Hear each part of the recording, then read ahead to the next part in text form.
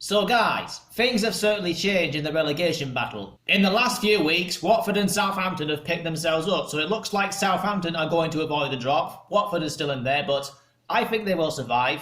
I definitely think Norwich are gone. There's no way they're getting out of it. Although other teams like Bournemouth, Burnley, Aston Villa and West Ham, they are plummeting. So it is quite a mix down there, but we'll see how that goes. So, as for my predictions, guys, here are my predictions for week 23 of the Premier League this season. So here we go.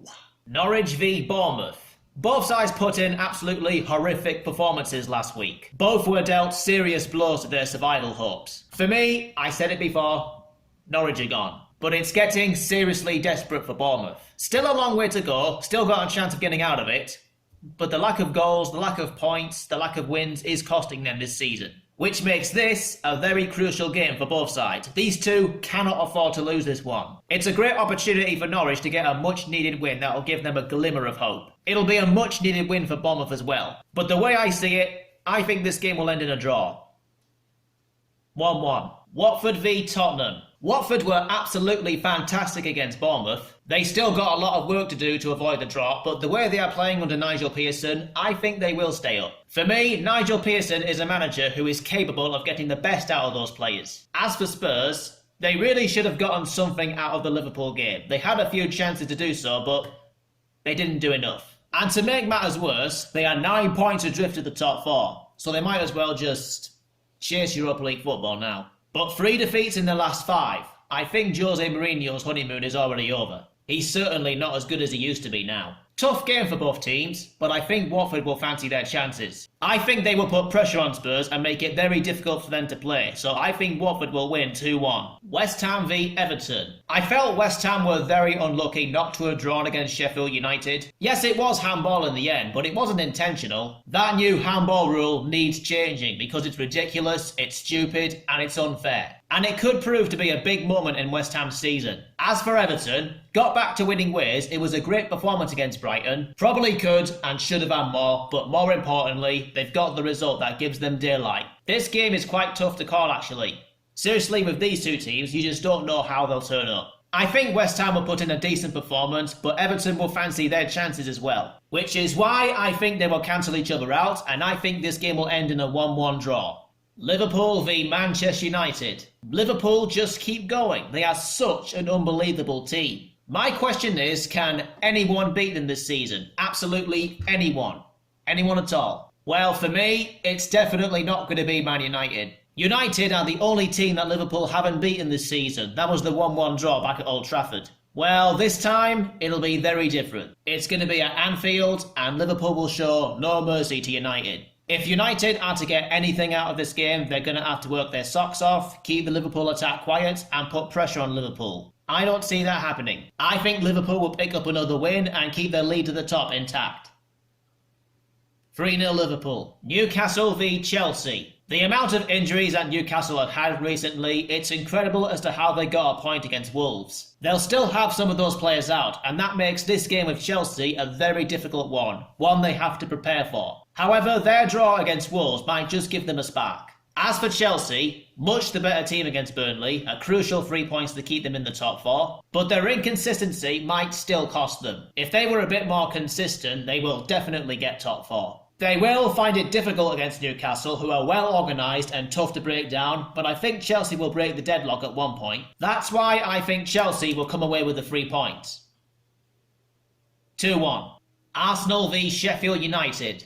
Arsenal's first half performance against Crystal Palace was very impressive, but the longer it stayed at 1-0, the more control they lost in the game. But they've got the draw, and I think that's a fair result. However, Aubameyang is going to be a massive miss for them. But if they can keep playing like they did in the first half, I think Arsenal will climb higher up the table. Sheffield United were lucky in the end, but after all, they are the ones who got the win. But if they win this game, they'll go up to 5th, depending on Man United's result though. If Arsenal win, they'll go up to 8th.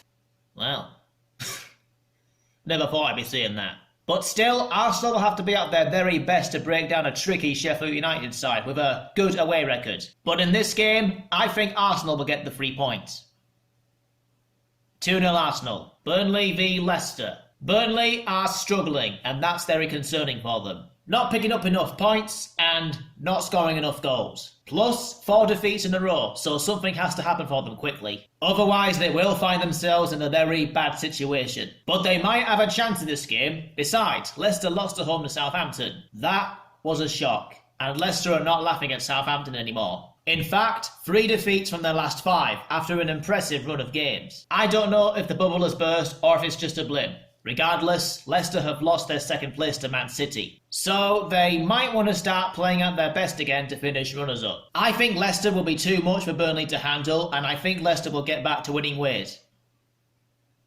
2-0 Leicester. Brighton v Aston Villa. Both teams didn't do well at the weekend. Brighton came up short against Everton, but this is a winnable game for them. Against an Aston Villa side who have conceded 6 against Man City. And not only did they concede 6, but they were absolutely atrocious. And what's more, Aston Villa have dropped into the bottom 3. Unless they pick themselves up, Villa look to be going down at this rate. They are now losing games in a very bad manner. It doesn't get any better for them. It's never easy playing against Brighton, which is why I think Brighton will brush Aston Villa aside and get the 3 points. With the team and the manager that Brighton have, I think they are capable of exploiting Villa.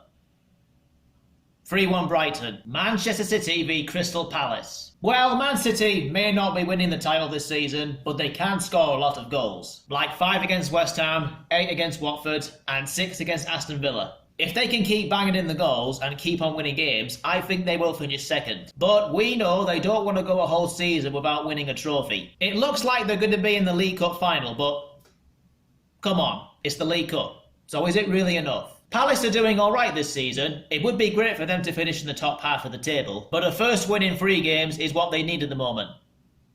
Good luck with that. Because I think Man City will come storming out of the blocks and will have too much quality for Crystal Palace. So I think Man City will win 3-0. Southampton v Wolves. Southampton are in fantastic form. 4 wins from their last 5. Having not lost since the West Ham game, and they are currently 12th in the Premier League table. 6 points away from the relegation zone. There is no way they're going down now. Not with the way they're playing. And I think they'll bag another 3 points here. Wolves haven't won since their comeback win against Man City, and they struggled against Watford and Newcastle, which is a bit of a worrying sign for them, but they are still 3 points away from 5th place, so the opportunity is still there. It'll be great if they do finish 5th, or maybe 6th, 7th. But in this game against a competent Southampton side, I think Wolves are going to struggle because I feel as though Southampton will not let them play at their best. I can see Southampton getting the better of Wolves and picking up another win. 2-1 Southampton. So there you have it, guys. Those are my predictions for week 23 of the Premier League this season. There are a lot of tough games to predict this weekend, but let's see if I get some of them right. And plus, guys, that is actually it for this video. So if you like my videos, please make sure you subscribe to the channel if you haven't already, and please turn on those notifications so you don't miss any of my videos. Please leave a like and a comment down below, and I will see you guys next time. Peace.